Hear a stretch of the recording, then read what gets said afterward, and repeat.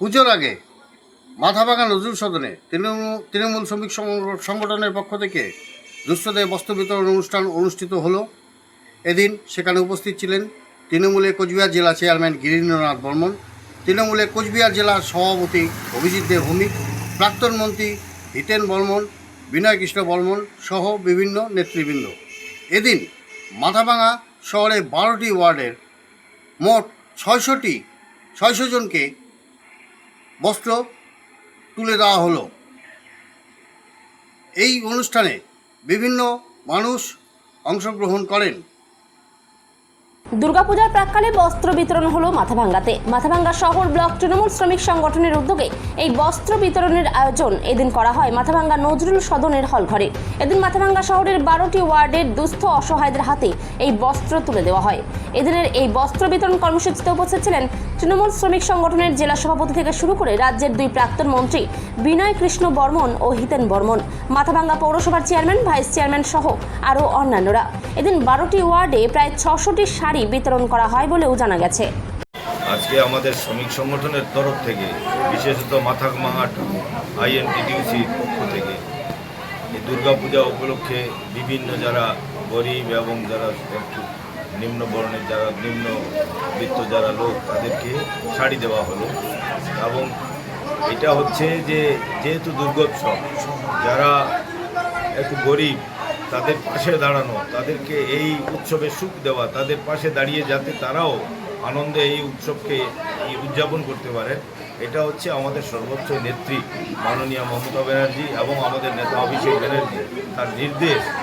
Party এবং পার্টির বিভিন্ন সংগঠন যেমন আইএনটিটিউসি, যুব এবং মহিলা, প্রত্যেকে এই সময়টা মানুষের পাশে থাকা এবং মানুষের বিভিন্নভাবে সহযোগিতা করা এবং তাদেরকে কিছু গিফট দেওয়া।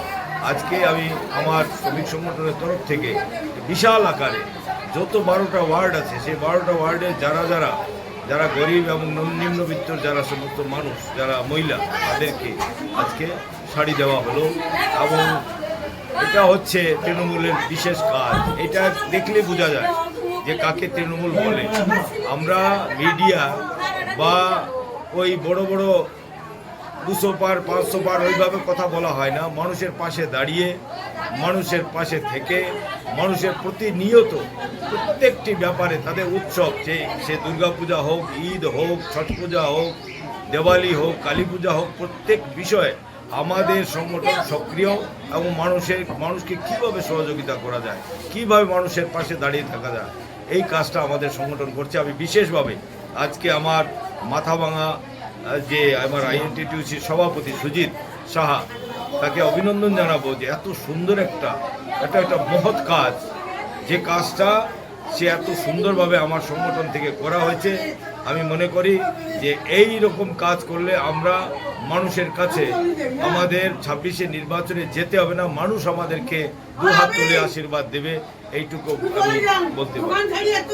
আজকে কতজনকে এরকম শাড়ি তুলে দেওয়া? আমাদের টোটাল মাথাভাঙা শহর 12টা ওয়ার্ডে মোটামুটি আমাদের 625 জনকে আমরা শাড়ি তুলে দিতে পেরেছি। 625 জন। জেলা জুড়ে এরকম কতগুলো শাড়ি এরকম তুলে দেওয়া হবে যারা দুস্থরা রয়েছেন? কি বলে? জেলা জুড়ে এরকম কতজনকে শাড়ি? জেলা জুড়ে প্রতিটি ব্লকে, প্রতিটি অঞ্চলে এই কর্মসূচি হচ্ছে। কোথায় হয়তো 200 দেওয়া হচ্ছে, কোথায় 50 দেওয়া হচ্ছে, কোথাও 300 দেওয়া হচ্ছে, আজকে এখানে 600 দেওয়া হচ্ছে। প্রতিটি জায়গায় আমাদের শ্রমিক সংগঠন এবং আমাদের মাদার সংগঠন, যুব সংগঠন, মহিলা সংগঠন, প্রত্যেকে গ্রামগঞ্জে, শহরে, সবখানে এই ব্যাপারটা তারা উদ্যোগী। নিজের উৎসব পালন থেকে বেশি এটা আরও জরুরি। এটা আমাদের নেত্রীর নির্দেশ, নেতার নির্দেশ এবং আমাদের পার্টির মূল কর্মসূচি মানুষের পাশে দাঁড়িয়ে থাকা। কাজে গোটা জেলা, গোটা পশ্চিমবাংলায় আজকে আমরা মানুষের সাথে আছি, তাদের সুখে দুঃখে, তাদের কষ্টে আমরা তার পাশে আছি। মূলত কি দুস্থদের পাশে দাঁড়াতেই এই উদ্যোগ নেওয়া? হ্যাঁ।